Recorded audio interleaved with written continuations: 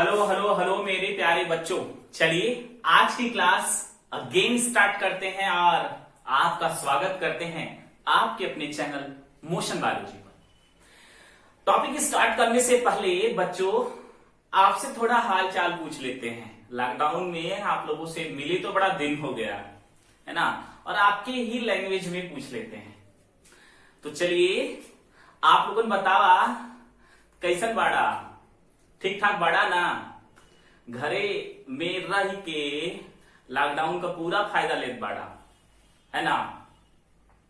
तो कैसन हुआ सभी जने बतावा कमेंट में। तो ये आपके लैंग्वेज में, मतलब हम देहात में रहते हैं तो हम मैक्सिमम इसी लैंग्वेज का यूज करते हैं। तो चलिए मजाक की बात है अपनी जगह और क्लास स्टार्ट करते हैं अपनी जगह, है ना। तो पिछली क्लास में बच्चों कुछ लोग हंस रहे हैं कोई बात नहीं, चलो देखो पिछली क्लास में बच्चों हमने 2-3 क्वेश्चन पूछे थे, उसके जवाब सारे लोग नहीं देते हैं। देखो बहुत बहुत गलत करते हैं आप लोग, क्योंकि बहुत सारे लोग पढ़ते हैं। अरे जवाब देने में जाता क्या है आपका, थोड़ा से टाइपिंग कर लिया करिए। 1 घंटा पहले से चैटिंग करते हैं और जवाब देने में प्रॉब्लम होती है आप लोगों को। अरे समझा करो मेरी बात को, जवाब दीजिए, बुक ओपन करिए, अगर नहीं है तो नेट से देख लीजिए, है ना। लेकिन जवाब दीजिए, जवाब देने से होगा क्या, आपका फायदा है, मेरा क्या, है ना। आपका इसलिए फायदा है क्योंकि आप सर्च करेंगे, आपके दिमाग में क्वेश्चन आएगा, उसका आंसर सर्च करेंगे, तो आप जवाब प्लीज दिया करिए, ठीक है। उससे आपका ही फायदा है। घर पे बैठकर कुछ करने से अच्छा कम से कम पढ़ाई पर ही ज्यादा ध्यान दे दो, है ना, कि इतना जो टाइम सेव करके गाना वाना सुनने में मजा आता है। अच्छी बात है, पूरा दिन गाना सुनो, लेकिन 1 घंटा 1.5 घंटा निकाल ही सकते हैं ना आप लोग। तो चलिए हम बताते हैं कि पिछली क्लास में कौन कौन स्टूडेंट ने सही सही जवाब दिया था। तो नाम अगर हम बताएं उनका, तो सबसे पहले यानी जो क्वेश्चन पूछा गया था शायद female primary sex organ and उसके बाद फैलोपियन ट्यूब्स के पार्ट्स के बारे में डिस्कस किया गया था, और साथ में यूट्रस के शेप के बारे में बताया गया था, पूछा गया था आपसे। तो इसका सही जवाब सबसे पहले राहुल सोनकर ने दिया, उसके बाद अलका राय ने दिया, उसके बाद जो है बालकृष्ण यादव, शायद इनका नाम आराधना यादव है। प्लीज जो लोग दूसरे के आईडी से अपना यूट्यूब चैनल चला रहे हैं तो वो या तो अपना नाम चेंज कर लें, या तो फिर अपना जब आंसर देते हैं तो अपना नाम बता दें, ताकि हो सकता है वो अपने बड़े भाई या अपने पापा या अपनी मम्मी का या अपनी दीदी का जो है इस आईडी से अपना या उनकी मोबाइल से अपना जो है आंसर देते हो, तो हम उनके, क्योंकि वो बड़े हैं, हमसे भी बड़े हैं, तो इसलिए हम उनका नाम लेने में थोड़ा सा हिचकिचाते हैं। तो आप अपना नाम लिख देंगे तो आपका आंसर आपके नाम के साथ हम बता देंगे। बालकृष्ण यादव यानी कि ये आराधना यादव है, शायद चैट में सारे लोग उनको आराधना के नाम से ही जानते हैं। ताशीन, ये दो लोगों ने एक क्वेश्चन के जवाब सही दिए थे, बाकी राहुल और अलका राय ने, इन्होंने पूरे 3 क्वेश्चन के जवाब सही दिए हैं बच्चों। तो इन लोगों का हौसला बढ़ाइए आप लोग, और साथ में ही इनके लिए क्लैपिंग हमारी तरफ से। और साथ में सारे विद्यार्थी प्लीज दिया करिए आंसर जब भी हम क्वेश्चन पूछते हैं। और जो लोग अभी भी टेलीग्राम चैनल पर नहीं गए हैं वहां जाइए, आप सभी लोग प्ले स्टोर से टेलीग्राम ऐप को डाउनलोड कर लीजिए। उसके बाद आप वहां पर, हम लिंक डिस्क्रिप्शन में दे देंगे टेलीग्राम का, या आप ये काम कर सकते हैं, वहां सर्च बटन पे जाकर motion biology by Angad Yadav search करेंगे, हम आ जाएंगे वहां पर, ठीक है। हम नहीं आ जाएंगे, मतलब चैनल आ जाएगा। आप वहां टेलीग्राम चैनल भी है, वहां भी सब्सक्राइब करना पड़ता है, उसको सब्सक्राइब कर लीजिए, वहां आपको नोट्स मिलेंगे। साथ में ही जो हिंदी माध्यम के विद्यार्थी हैं उनकी जो क्वेश्चन की सीरीज चल रही थी हम वहां पर पूछेंगे, और जो वहां आंसर सही बताएगा उसका नाम हम यहाँ अनाउंस करेंगे। तो प्लीज आप टेलीग्राम चैनल जाकर डाउनलोड कर लीजिए, ठीक है। तो हम बिना देरी किए हुए आज की क्लास बच्चों स्टार्ट करते हैं, और आज की क्लास बहुत ही मजेदार है। पहले ही डिस्क्लेमर दे देना चाहते हैं कि आप चैटिंग जो है बंद कर दीजिए पहले से ही, क्योंकि चैटिंग करेंगे तो आपकी आज की जो क्लास है वो नहीं समझ में आने वाली है। क्योंकि आज की क्लास बुक से पढ़ेंगे, आप 10 बार पढ़ लीजिए, आपको नहीं समझ में। बहुत सारे स्टूडेंट इसमें कंफ्यूज रखते हैं, है ना। उसमें कुछ इंग्लिश वर्ड और हिंदी वर्ड दोनों को लिखा है, और हम दोनों को समझाएंगे। और अगर आप मेरे साथ बड़े ध्यान से बने रहें तो एकदम आराम से आप इस टॉपिक को समझ जाएंगे, मेरी गारंटी। आप केवल मेरे साथ आधे घंटे बने रहिए, उसके बाद सब कुछ एकदम सिंपल तरीके से समझाएंगे और आप कहेंगे कि वाह क्या समझाया है। और ठीक है, तो इस तरीके से वाह क्या समझाया है। हाँ, तो चलिए हम वाह करके समझाते हैं। चैट बंद कर लीजिए, ध्यान से मेरी बातों को सुनिए और जो भी हम लिख रहे हैं इसको फ्लो चार्ट के थ्रू हम समझाने वाले हैं। मतलब आज हम पढ़ने जा रहे हैं बच्चों युग्मक जनन, है ना, गैमेटोजेनेसिस पढ़ने जा रहे हैं। आज की टॉपिक हमारी कौन सी है? युग्मक जनन। ठीक है, युग्मक जनन, जिसको इंग्लिश में क्या कहते हैं? गैमेटोजेनेसिस।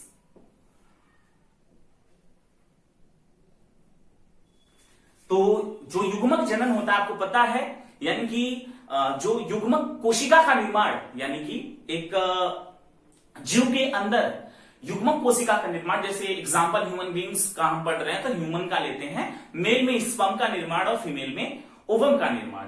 तो इस प्रोसेस को, यानी कि एक सिंपल सेल एक युग्मक बन रहा है, इस प्रोसेस को युग्मक जनन कहते हैं। ठीक है, एक साधारण कोशिका जो होती है वो युग्मक का निर्माण करती है, यानी जिसमें जो गुणसूत्रों की संख्या होती है बच्चों वो आधी होती है। अभी हम सब कुछ समझा रहे हैं, आपको चिंता करने की कोई आवश्यकता नहीं है। ठीक है, तो यानी सीधा सीधा सा मतलब है, एक लाइन में हम लिख सकते हैं युग्मक के निर्माण को युग्मक जनन कहते हैं। ठीक है, युग्मक निर्माण को युग्मक जनन कहते हैं। पुरुष में स्पर्मेटोजेनेसिस कहा जाता है। ठीक है, पुरुष में क्या कहा जाता है? उसको स्पर्मेटोजेनेसिस कहा जाता है बच्चों, मतलब कि शुक्राणु जनन कहते हैं। और उसके बाद फीमेल में जो है वो अंड जनन यानी oogenesis कहा जाता है इस प्रोसेस को। ठीक है, तो ये दो पॉइंट्स है, यानी कि युग्मक जनन में, युग्मक जनन कौन कौन सा होता है? इन मतलब जो मेल होते हैं यानी पुरुष में, और उसके बाद दूसरा कौन सा है? मादा। ठीक है, पुरुष और मादा। ठीक, इसको हम, इसमें युग्मक निर्माण को क्या कहेंगे? स्पर्मेटोजेनेसिस, स्पर्मेटोजेनेसिस, शुक्राणु जनन। ठीक है, और उसके बाद इसमें क्या कहेंगे? oogenesis, oogenesis, इसको हम हिंदी में क्या कहते हैं? अंड जनन। ठीक है, यानी युग्मक, किसी भी जीव में युग्मक निर्माण को युग्मक जनन कहते हैं। हम ह्यूमन बीइंग का पढ़ रहे हैं, मानव का पढ़ रहे हैं बच्चों, तो मानव में पुरुष और मादा। तो पुरुष में युग्मक यानी स्पर्म का जो निर्माण होता है उसको हम क्या कहेंगे? स्पर्मेटोजेनेसिस कहेंगे।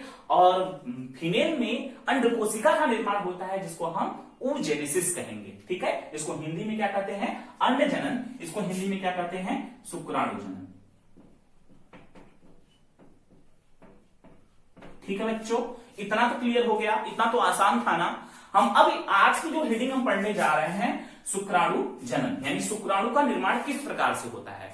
आप एनसीईआरटी बुक अगर आपके पास है और आप उस बुक में पढ़ेंगे तो आपको बहुत कंफ्यूजन होगा। ठीक है, आप कई बार उसमें घूम घूम के रह जाएंगे, क्योंकि बुक में इंग्लिश का बहुत ज्यादा यूज किया है। तो हम आज फ्लो चार्ट के थ्रू इंग्लिश में ही बच्चों पढ़ाएंगे आपको।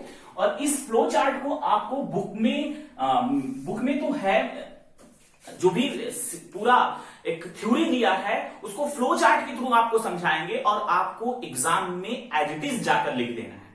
ठीक है, तो हम आज पहली हेडिंग स्टार्ट कर रहे हैं, कौन सी? शुक्राणु जनन, है ना, शुक्राणु जनन।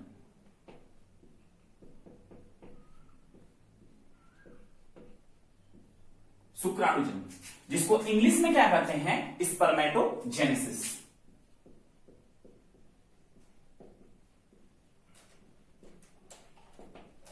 स्पर्मेटोजेनेसिस कहते हैं बच्चों। तो ये दो पॉइंट आपको क्लियर हो गया होगा कि मतलब कि अंडाणु के निर्माण को हम oogenesis कहते हैं, शुक्राणु के निर्माण को हम स्पर्मेटोजेनेसिस कहते हैं। यह प्रक्रिया कैसे होती है? चलिए हम थोड़ा सा आपको पीछे ले चलते हैं। जब ये चैप्टर स्टार्ट हुआ था, आपको पता है मेल रिप्रोडक्टिव पार्ट्स में हमने जो टेस्टिस था, उस टेस्टिस में जो कोशिकाएं थी, मतलब कौन सी कोशिका थी? स्पर्मेटोगोनिया कोशिका थी, जिससे शुक्राणु का निर्माण हो रहा था। तो इस प्रोसेस को हम एक एक करके मतलब ये क्यों होता है, कहां से होता है, हम समझेंगे। क्योंकि हमने वहां पर देखा था बच्चों, आपको याद होगा कि जो स्पर्मेटोगोनिया सेल थी यानी शुक्राणु जन कोशिका, शुक्राणु जन कोशिका जो थी ये अर्धसूत्री विभाजन के फलस्वरूप शुक्राणु का निर्माण करती है। लेकिन इस शुक्राणु का निर्माण किस प्रकार से होता है, कौन से इसमें जो हार्मोन काम करते हैं, है ना, आपको पता होगा। तो आप जरूर इसके बारे में आप पहले लेक्चर में जरूर पढ़े होंगे। अगर आप पढ़े हैं तो आपको जरूर पता है कि अर्धसूत्री विभाजन के फलस्वरूप जो शुक्राणु जन कोशिका यानी स्पर्मेटोगोनियम कोशिका होती है, वह स्पर्मेटोगोनियम कोशिका जो होती है अर्धसूत्री विभाजन करती है, और अर्धसूत्री विभाजन के फलस्वरूप किसका निर्माण होता है, शुक्राणु का निर्माण होता है। लेकिन उस प्रोसेस को एकदम एक लाइन में एनसीईआरटी में लिखा और एक लाइन में हमने वहां पर आपको समझाया भी था। लेकिन आज के लेक्चर में बच्चों हम एक एक पॉइंट को डिस्कस करने जा रहे हैं कि वो किस प्रकार से बनता है। तो आपको तो इतना पता है ना कि शुक्राणु का निर्माण कहां होता है, आपको इतना पता है।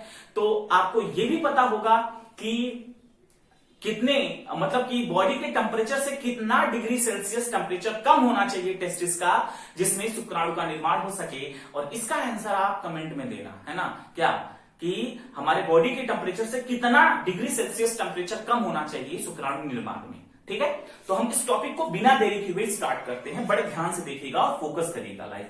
लाइव चैट बंद कर दीजिए, आप वीडियो को फोकस करिए और बड़े ध्यान से देखिए। एकदम एक एक पॉइंट डिस्कस करने जा रहे हैं।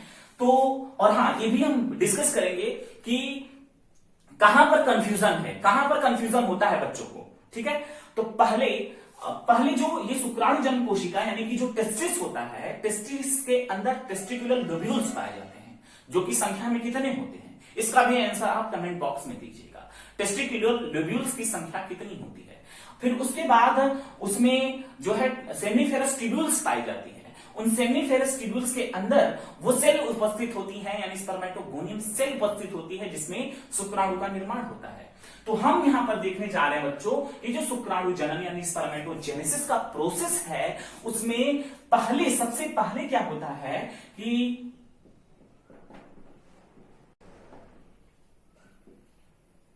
प्रिमोर्डियल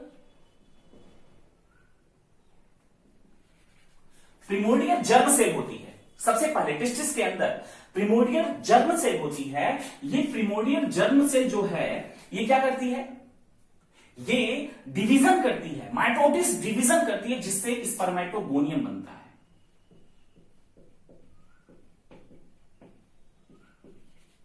स्पर्मेटोगोनिया बहुवचन है, स्पर्मेटोगोनियम लिख रहे हैं क्योंकि सिंगल सेल होता है। ठीक है, स्पर्मेटोगोनियम कोशिका बनती है। और ये स्पर्मेटोगोनियम कोशिका फिर से समसूत्री विभाजन करती है और अपनी संख्या बढ़ाती है, क्योंकि शुक्राणु की संख्या बहुत ज्यादा होती है।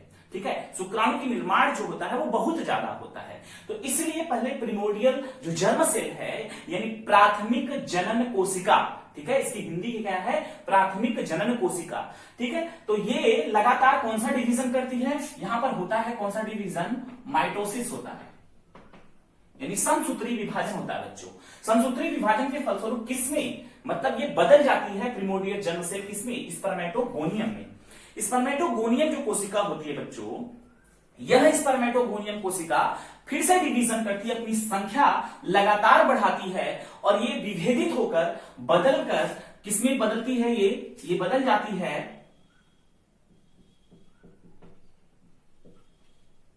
प्राइमरी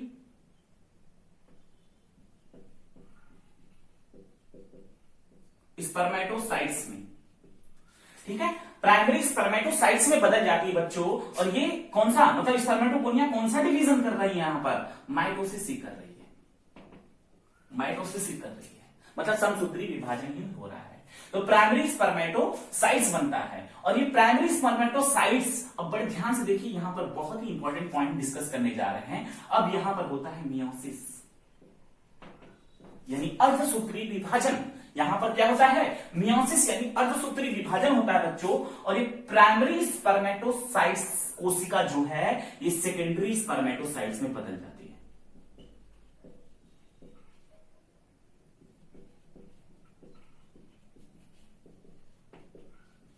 प्राइमरी स्पर्मेटोसाइट्स किसमें बदल जाता है, सेकेंडरी स्पर्मेटोसाइट्स में, मियोसिस के थ्रू। जब ये इसमें मियोसिस होता है, फिर उसके बाद ये मियोसिस कौन सा है, मियोसिस फर्स्ट है, क्योंकि आपको क्लास 11 में पढ़ाया गया है कि मियोसिस 2 होता है, एक फर्स्ट होता है और एक सेकेंड होता है। तो हम यहां पर देखिए मियोसिस फर्स्ट हुआ है, ठीक है, मियोसिस फर्स्ट। अब यहां पर मियोसिस फर्स्ट के थ्रू क्या हुआ कि सेकेंडरी स्पर्मेटोसाइट कोशिका का निर्माण होता है।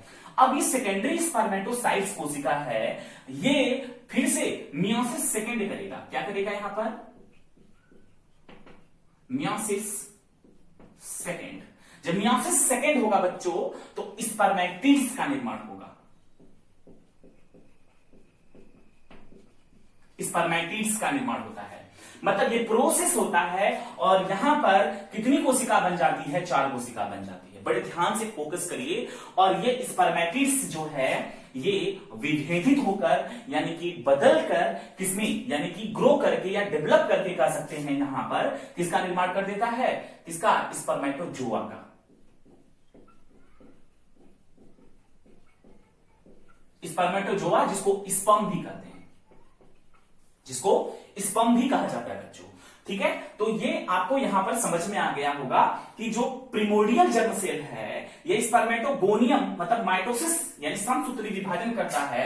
समसूत्री विभाजन के फलस्वरूप बहुत सारी स्पर्मेटोगोनियम कोशिका का निर्माण करता है, जिसको हम क्या बोलते हैं, मतलब स्पर्मेटोगोनियम कोशिका का निर्माण करता है। किसके थ्रू, माइटोसिस के थ्रू करता है। फिर उसके बाद स्पर्मेटोगोनियम कोशिका फिर से माइटोसिस करती है और बहुत सारे प्राइमरी स्पर्मेटोसाइट्स का निर्माण करती है बच्चों। क्योंकि बड़े ध्यान से सुनिएगा, ऐसा इसलिए होता है क्योंकि प्राइमरी स्पर्मेटोसाइट जो कोशिका यानी जो स्पर्म होता है उसकी संख्या बहुत ज्यादा होती है। इसलिए प्राइमरी स्पर्मेटोसाइट्स जो है माइटोसिस कर करके समसूत्री विभाजन कर करके बहुत सारे किसका, शुक्राणु मतलब प्राथमिक शुक्राणु कोशिका का निर्माण करते हैं। अभी प्राथमिक शुक्राणु कोशिका यानी प्राइमरी स्पर्मेटोसाइट जो होता है मियोसिस फर्स्ट करता है। मियोसिस फर्स्ट के थ्रू ये क्या बनाता है, सेकेंडरी स्पर्मेटोसाइट्स बनाता है। सेकेंडरी स्पर्मेटोसाइट जो होता है मियोसिस सेकेंड करता है। मियोसिस सेकेंड के थ्रू क्या बनता है, स्पर्मेटिड्स का निर्माण होता है। और यह स्पर्मेटिड्स जो है फिर से विभेदित होकर यानी डेवलप होकर किसका निर्माण करता है, स्पर्मेटोजोआ, जिसको स्पर्म के नाम से जानते हैं बच्चों। तो ये रहा चार्ट और ये फ्लो चार्ट आपको बना लेना है और एग्जाम में जब भी आता है तो इसको एज इट इज राइट कर देना है आपको। इतना समझ में आ गया तो बहुत कुछ समझ लिए हैं आप लोग। अब कुछ करना है नहीं, बड़े ध्यान से देखिएगा इसमें होता क्यों है, एक बार हम वापस आपको समझा देते हैं। बड़े ध्यान से देखिए, इसकी हिंदी बता देते हैं आपको। प्राथमिक जनन कोशिका, प्राथमिक जनन कोशिका समसूत्री विभाजन करती है तो क्या बनाता है वो, स्पर्मेटोगोनियम यानी शुक्राणु जन्म कोशिका का निर्माण करता है।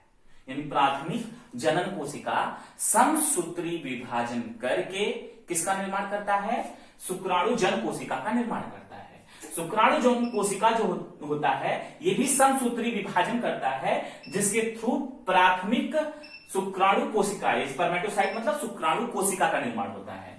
प्राथमिक शुक्राणु कोशिका मियोसिस यानी अर्धसूत्री विभाजन फर्स्ट करता है तो द्वितीयक किसका निर्माण करता है, द्वितीयक स्पर्मेटो मतलब द्वितीयक शुक्राणु कोशिका का निर्माण करता है। अभी द्वितीयक शुक्राणु कोशिका जो है ये मियोसिस यानी अर्धसूत्री सेकंड करता है तो शुक्राणु प्रसु का निर्माण करता है। इसकी हिंदी क्या है, शुक्राणु प्रसु है, ठीक है। और उसके बाद अंत में ये विभेदित होकर यानी शुक्राणु प्रसु जो है परिपक्व होकर स्पर्मेटोजोआ स्पर्म यानी शुक्राणु का निर्माण करता है, ठीक है। हम इसकी हिंदी भी बता दिए, जिसको कंफ्यूजन हो उसकी हिंदी भी आप लोग राइट कर सकते हैं। और इंग्लिश ही हम तो कहेंगे इंग्लिश ही करिए, क्योंकि एग्जामिनर जब आपकी कॉपी को चेक करेगा और आप जब इस तरीके का क्वेश्चन आता है और आप फ्लो चार्ट के थ्रू उसको समझा देते हैं, उसका टाइमिंग बच जाता है चेक करने का, तो आपको पूरे नंबर मिलते हैं। प्लस साथ में ही उनको ये पता है कि अगर यूपी बोर्ड का स्टूडेंट और इस तरीके से फ्लो चार्ट के थ्रू एक इंग्लिश में राइट कर रहा है तो उसका मतलब आपकी कॉपी का एक विशेष प्रभाव पड़ता है, ठीक है। इसलिए प्लीज इस चार्ट को आप जो है इंग्लिश में ही राइट करिए तो बेटर होगा। याद कर लीजिए, थोड़ी बहुत इंग्लिश तो आती है, सब कुछ तो सेम है इसमें, है ना। एक बार हम फिर से एक पॉइंट और हम आपको डिस्कस कर दें। जो प्रीमीडियल जो मान लेते हैं जो प्राइमोडियल जर्म सेल है यानी ये है, ये क्या किया, ये मियोसिस किया, मियोसिस के थ्रू क्या बनाया, बहुत सारे किसका निर्माण किया, ये बहुत सारे स्पर्मेटोगोनियम कोशिका का निर्माण किया, है ना। बहुत सारे, ठीक है, बहुत सारे स्पर्मेटोगोनियम कोशिका का निर्माण हुआ। ठीक है, तो अब हम यहां पर आगे आगे बताते हैं। उसके बाद ये क्या था, 2n था। थोड़ा सा एक पॉइंट और डिस्कस कर लेते हैं यहां पर। मनुष्यों में गुणसूत्रों की संख्या कितनी होती है, 46 होती है ना। तो जब गैमेट का निर्माण होता है तो आपको यह भी पता होगा, जब गैमेट बनता है तो उसमें जो संख्या होती है किसकी, क्रोमोसोम की संख्या जो होती है आधी हो जाती है ना। तो यहां पर ये है, यानी कि यहां पर कितने क्रोमोसोम रहे होंगे, 46 रहे होंगे, यानी 2n रहा होगा। 2n क्यों है हम आपको बताए हैं पहले वाले चैप्टर में, अगर जिसने नहीं देखा है वो जाकर उसको देख ले, या फिर आप क्लास 11th में जब सेल डिवीजन पढ़ाया जाता तभी ये 2n को डिस्कस किया जाता है।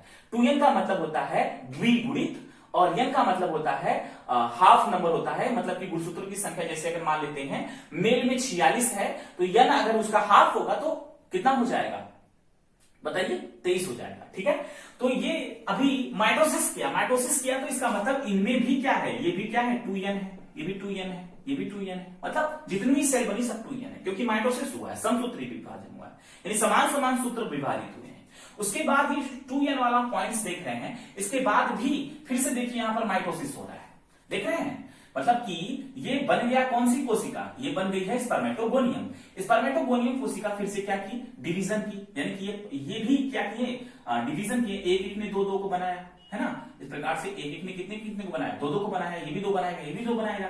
तो ये भी स्पर्मेटोगोनियम कोशिका ये था। ठीक है, ये कौन सी कोशिका थी, ये कोशिका थी प्रिमोर्डियल जर्म सेल। उसके बाद ये कौन सी थी, ये थी स्पर्मेटोगोनिया। अब स्पर्मेटोगोनिया क्या की, माइटोसिस की, क्या की यहां पर माइटोसिस, समसूत्री विभाजन, ये भी क्या किया था, माइटोसिस ही किया था। ठीक है, समसूत्री विभाजन किया था। ये फ्लो चार्ट हम आपको समझाने के लिए बता रहे हैं। ठीक है, अब उसके बाद ध्यान से देखिए, उसके बाद बच्चों ध्यान से यहां पर क्लियर कर लीजिए अपने कॉन्सेप्ट को। अब ये बन गया है, ये क्या बन चुका है, ये बन चुका है प्राइमरी स्पर्मेटोसाइट्स, मतलब ये सभी के माइटोसिस किया तो इसका मतलब यहां पर भी दो बनेगा, है ना, यहां पर भी दो बनेगा, ये भी दो बनाएगा, तो ज्यादा इसमें हाउच पाउच ना हो जाए इसलिए हम क्लियर कर देते हैं एक को डिवाइड करके। तो यहां पर देखिए ये भी क्या किया, डिवीजन किया। ये कौन सा डिवीजन किया, माइटोसिस किया, समसूत्री विभाजन किया। एक ने दो बनाया, ये भी दो बनाएगा, ये भी दो बनाया, ये भी दो बनाया, मतलब बहुत सारी कोशिका समसूत्री विभाजन करती है। तो क्या बना, एक कोशिका से दो कोशिका बन रही है। अब उसके बाद अब यहां पर आपको पता चल गया कि प्रिमोर्डियल ये जर्म सेल थी और ये क्या थी, स्पर्मेटोगोनियम कोशिका थी। तो ये क्या, ये कौन सी कोशिका होगी, ये भी 2n होगी, समसूत्री किया तो 2n होगी ना, 2n होगी। तो ये कौन सी कोशिका है, ये सभी जो कोशिका है ये प्राइमरी स्पर्मेटोसाइट्स हैं। अब फोकस करिए फिर से। अब देखिए बच्चों यहां पर कहानी में ट्विस्ट आता है। क्या कहानी में ट्विस्ट है, कहानी में ट्विस्ट ये है कि यहां पर हो रहा है मियोसिस। यहां पर मियोसिस फर्स्ट हो गया, क्योंकि अर्धसूत्री विभाजन जो होता है वो दो चरण में होता है ना, मियोसिस फर्स्ट और मियोसिस सेकंड।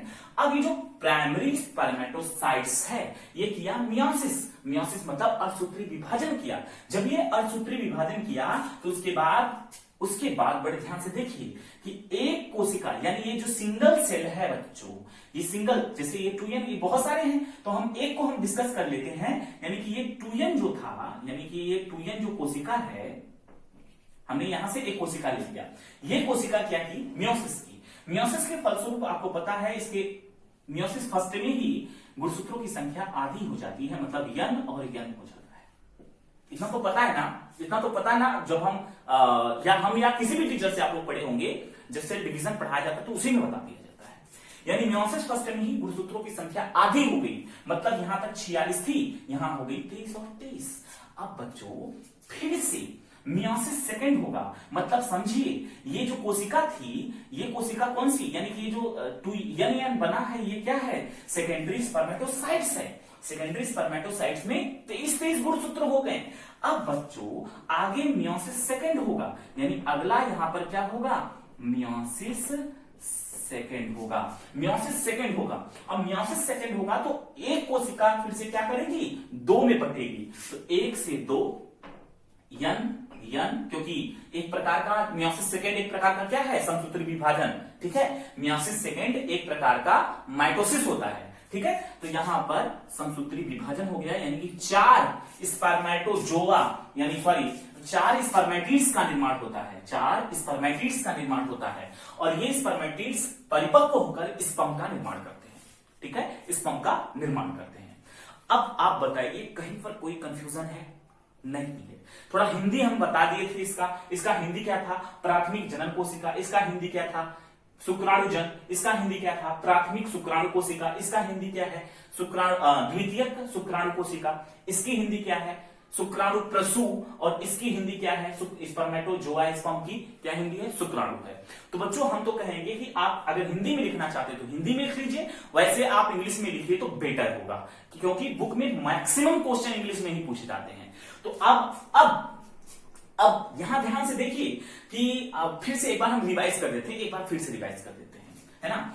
जो प्रिमोडियल, ये तो एक फ्लो चार्ट था, आपको समझाने के लिए बताए थे, है ना, इसमें समझाया गया है। आप इसको देखिए, अब इसको नहीं नोट करना है आप लोगों को, है ना। शुक्राणु जनन में स्पर्मेटोजेनेसिस क्या है? यानी कि एक साधारण कोशिका से शुक्राणु का निर्माण जो होता है, इस पूरे प्रोसेस को क्या कहते हैं? हम शुक्राणु जनन कहते हैं, है ना। यानी या फिर एक लाइन ये लिख सकते हैं, शुक्राणु के निर्माण को हम शुक्राणु जनन कहते हैं। अब शुक्राणु निर्माण कैसे होता है? प्रिमोडियल जर्म सेल जो होती है वो करती है समसूत्री विभाजन। समसूत्री विभाजन के फलस्वरूप बहुत सारे स्पर्मेटोगोनिया सेल का निर्माण होता है।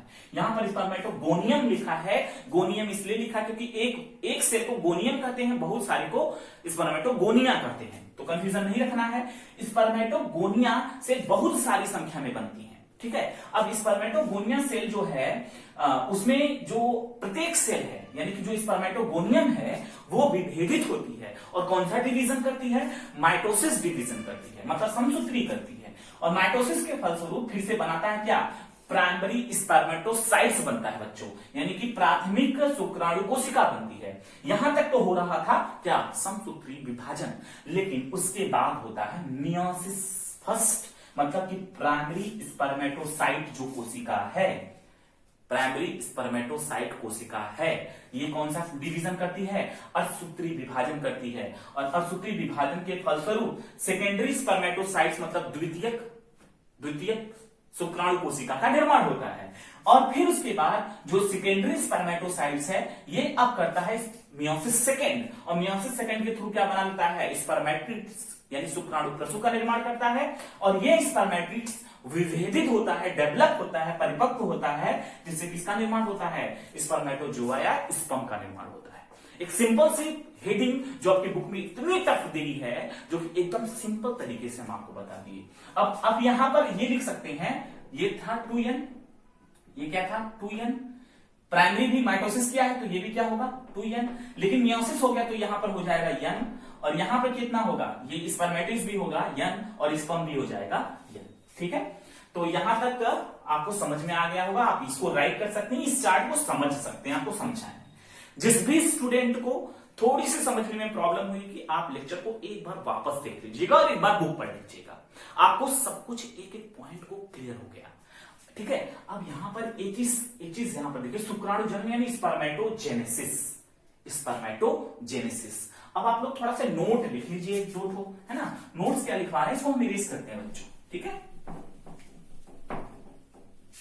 इसको हम इरेज कर देते हैं।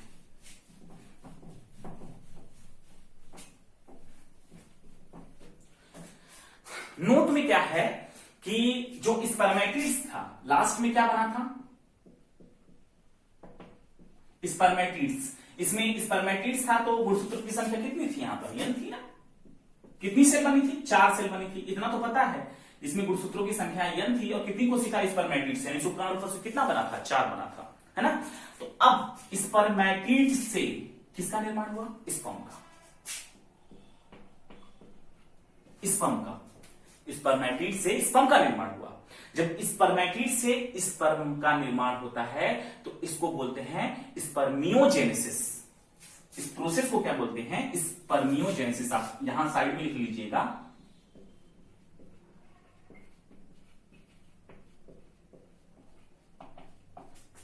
अब ध्यान से देखिए, स्पर्मेटोजेनेसिस, स्पर्मियोजेनेसिस, बच्चे यही कंफ्यूज हो जाते हैं। हम किसको स्पर्मेटोजेनेसिस कहें, किसको स्पर्मियोजेनेसिस कहें। तो अब ध्यान से देखिए, हमने क्या बोला कि इसमें हमने क्या बताया था अभी आपको कि शुक्राणु निर्माण की प्रक्रिया क्या कहलाती है, क्या कहलाती है, स्पर्मेटोजेनेसिस कहलाती है।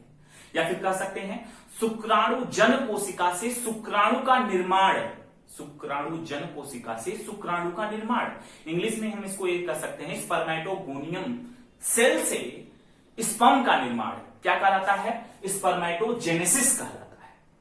लेकिन केवल यहां से यहां तक, मतलब स्पर्मेटिड्स और स्पर्म, यानी स्पर्मेटिड से स्पर्म बनने के प्रोसेस को स्पर्मियोजेनेसिस कहते हैं।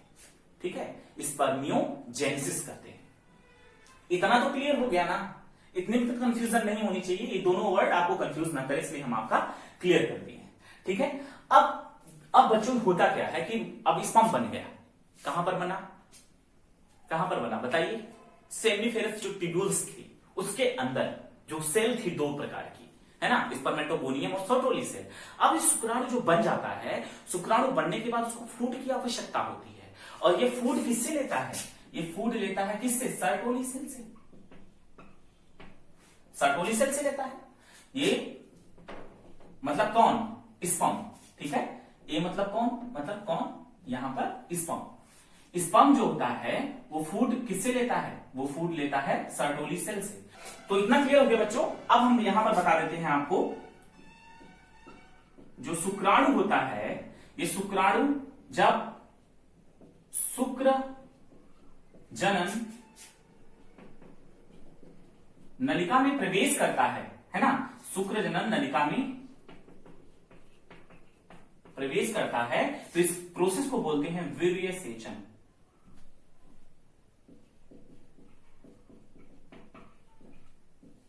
इंग्लिश में बोलते हैं इसको स्पर्मिएशन। ठीक है, यानी शुक्राणु का शुक्र, जैसे सर्टोली सेल से फूड लिया, फूड लेने के बाद शुक्राणु जो है शुक्र जनन नलिका में प्रवेश किया, इस प्रोसेस को क्या बोलते हैं, वीर्य सेचन यानी स्पर्मिएशन। ठीक है, स्पर्मिएशन। ठीक है, स्पर्मिएशन।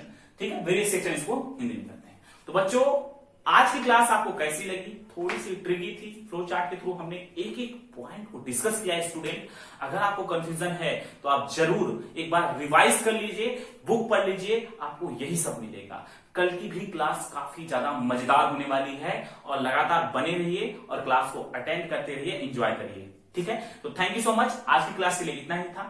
अगर आपको वीडियो पसंद आए तो लाइक करिए, शेयर करिए और सब्सक्राइब करिए अगर आप नए हैं तो।